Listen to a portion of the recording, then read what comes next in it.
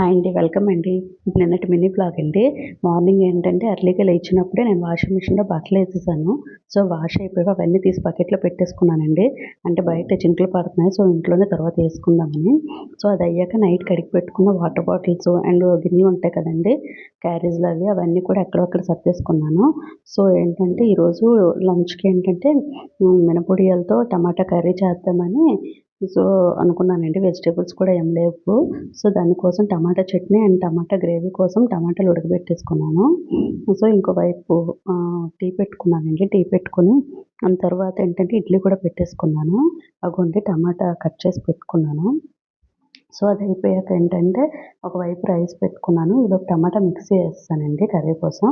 ఇంకో వైపయితే రసం పెట్టుకున్నాను. సో, రసం అయిపోయాక దాన్ని కూడా తాలింపేసేసి అది మూత పెట్టి పక్కన పెట్టేసానండి. సో, దీని తర్వాత ఏంటంటే ఇంక మినపొడియాల కర్రీ కూడా చేసేసాను. సో, ఇదండి ఈరోజు mini blog. Rice and tomato chutney and మినపొడియాల కర్రీ అండ్ రసం అండి.